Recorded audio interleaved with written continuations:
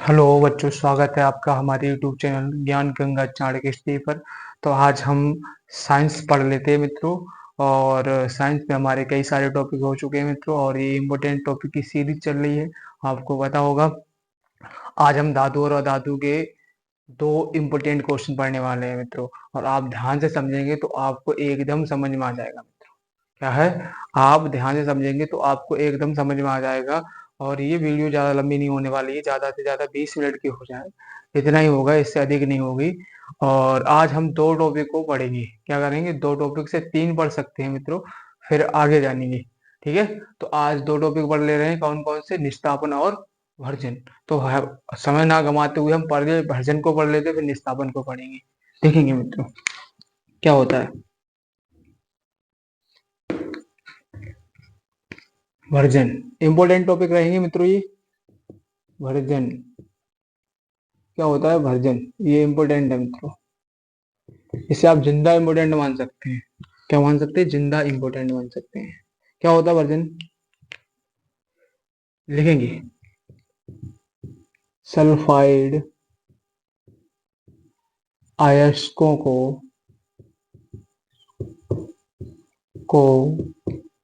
वायु की मात्रा की उपस्थिति में, सल्फाइड अयस्कों को वायु की मात्रा की उपस्थिति में, की उपस्थिति में उपस्थिति उपस्थिति में अधिक ताप पर गर्म करना, अधिक ताप पर गर्म अधिक ताप पर गर्म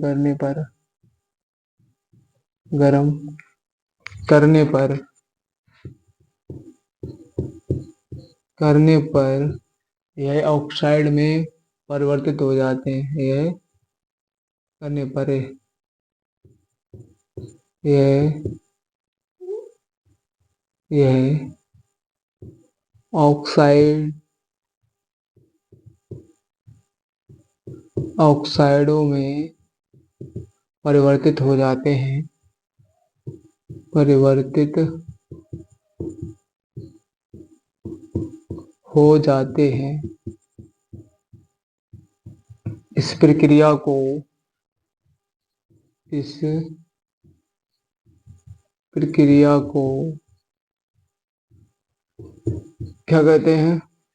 भर्जन कहते हैं। क्या कहते हैं? Version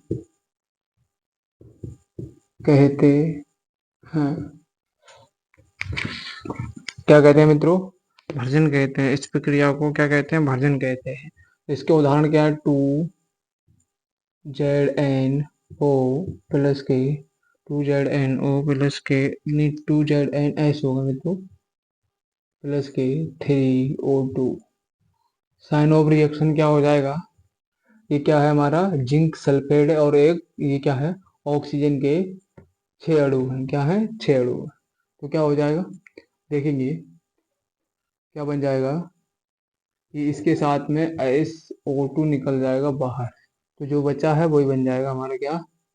2ZnO। तो अब क्रिया संतुलित है नहीं अभी, तो क्या करेंगे? इसे संतुलित करेंगे। तो यहाँ पर क्या हो जाएगा? 2। ठीक है, और O कितना हो जाएगा हमारे पास में? 2। और यहाँ भी रिएक्शन संतुलित नहीं है मित्रों, तो यहाँ पर 2 से गुणा कर देंगे। तो हमारे पास में ऑक्सीजन की संख्या कितनी थी? 3 3 दूनी 6, और इधर 2 और 2 4। इधर भी कंप्लीट हो गई। तो उम्मीद है कि मित्रों ये टॉपिक आपको समझ में आ गया होगा। ठीक है, तो ये छोटी सी परिभाषा थी। क्या पढ़ा हमने? सल्फाइड अयस्कों को वायु की मात्रा की उपस्थिति में अधिक ताप अगर लगाएंगे, अधिक ताप पर अगर गर्म करेंगे, तो क्या ये ऑक्साइडों में परिवर्तित हो जाएगा। इसी प्रक्रिया को हम क्या बोलेंगे मित्रों? भर्जन बोलेंगे। क्या बोलेंगे? इस प्रक्रिया को भर्जन बोलेंगे। और भर्जन के ये सारे क्या हैं? ये उदाहरण है हमारे। अब आगे हम पढ़ लेते हैं निस्तापन मित्रों। क्या होता है निस्तापन अपना? देखेंगे।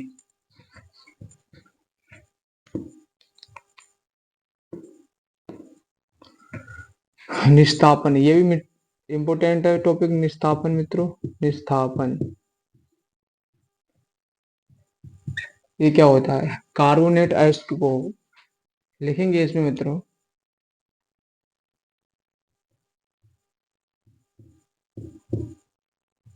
कार्बोनेट एसिड को वायु की नियंत्रित मात्रा की उपस्थिति में, वायु की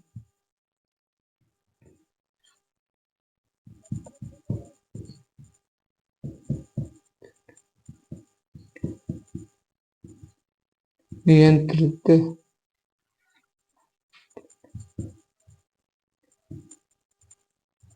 मात्रा की उपस्थिति में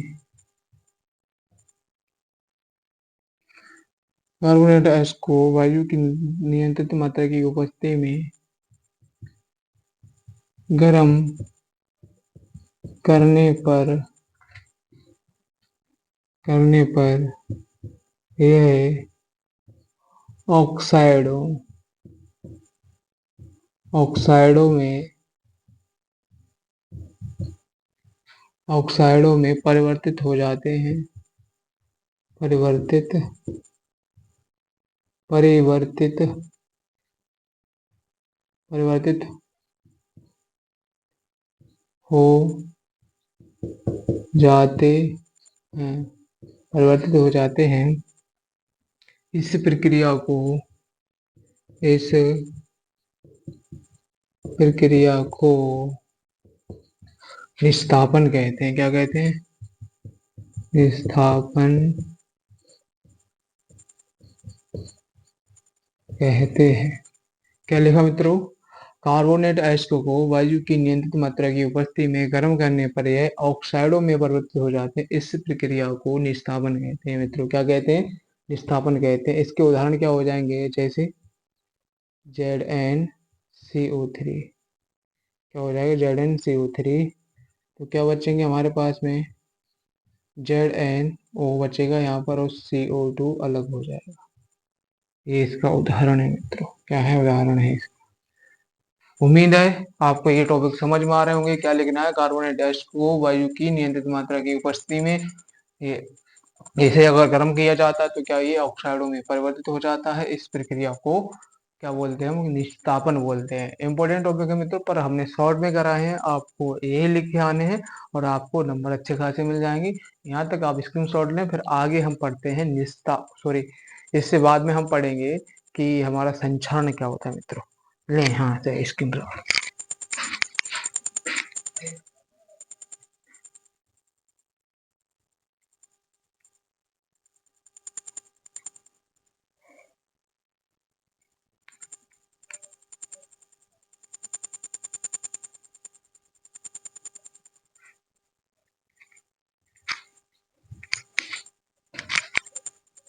तो उम्मीद है आप तक यहाँ तक आपने स्क्रीनशॉट ले लिया होगा मित्रों। आगे हम पढ़ रहे हैं अब आज संक्षारण को।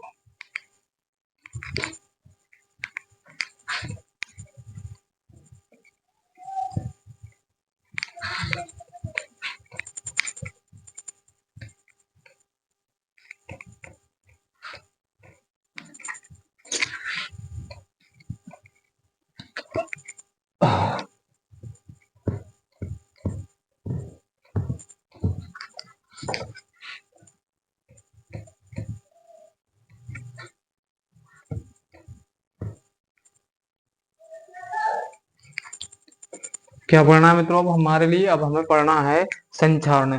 संक्षारण मित्रों हम पहले चैप्टर में आपको पढ़ा चुके हैं। और संक्षारण क्या होता है अब इस टॉपिक को भी समझ लेते हैं। संक्षारण, जब कोई वस्तु अपने आसपास, क्या बताया? जब कोई वस्तु अपने आसपास जल नमी वायु आदि के संपर्क में आती है तो वह धीरे धीरे संचरित होने लगती है मित्रों। क्या होने लगती है? धीरे धीरे संचरित होने लगती है और वो धीरे धीरे गलने लगती है, धीरे धीरे नष्ट वो होने लगती है। तो क्या हो जाता है? उस प्रक्रिया को हम संक्षारण बोलते हैं। ठीक है। तो क्या लिखा? जब कोई वस्तु अपने जब कोई वस्तु अपने चारों तरफ जल नमी आदि के संपर्क में आने लगती तो वह धीरे धीरे संचरित होने लगती है अर्थात गलने लगती है। इस प्रक्रिया को हम क्या बोलते हैं? संक्षारण बोलते हैं। ठीक है मित्रों, तो लिखते हैं इसमें संक्षारण में। संक्षारण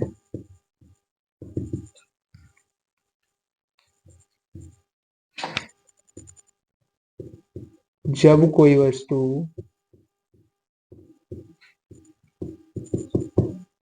अपने चारों ओर अम्ल, जल, जल, नमी आदि के संपर्क में आती है, आदि के संपर्क में आती है। क्या लिखा? जब कोई वस्तु अपने चारों ओर अम्ल, जल, नमी आदि के संपर्क में आती है तो वह धीरे धीरे तब वह धीरे धीरे संचरित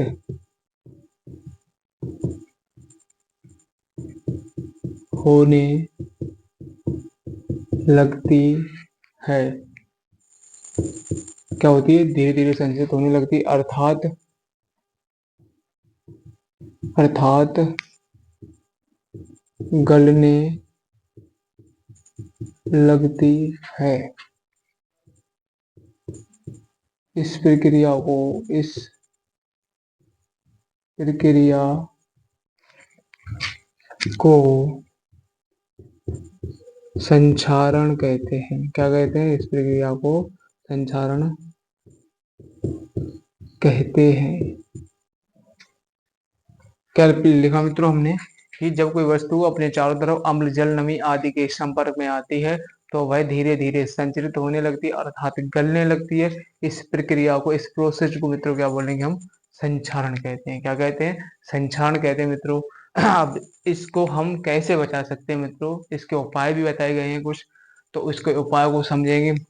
अच्छा, इसके उदाहरण क्या है? जैसे कोई लोहे की वस्तु है और वो क्या है, खेत में पड़ी हुई है, तो अगर वो ज्यादा लंबे समय तक अम्ल और वर्षा और आदि के संपर्क में आती है तो उस पर क्या होता है, वो धीरे धीरे संचित होने लगती है, गलने लगती है। ठीक है। या बहुत सारे जैसे जेवर होते हैं, आभूषण होते हैं, तो वो लंबे समय तक अगर कहीं रखे रहते हैं, अगर वो अम्ल और उसके नमी के संपर्क में आने लगते हैं तो उनपे परत सी जम जाती है, जिसके कारण वो क्या होते हैं, धीरे धीरे हल्के होने लगते हैं।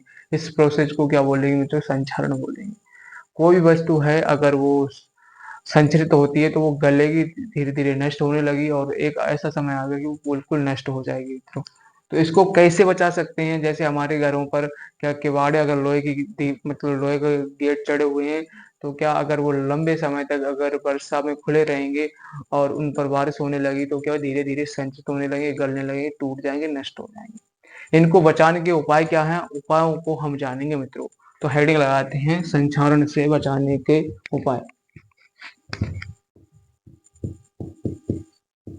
संक्षारण से बचने के उपाय। बचने के उपाय।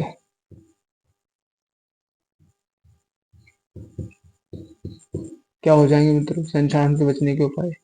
पहला पॉइंट क्या है?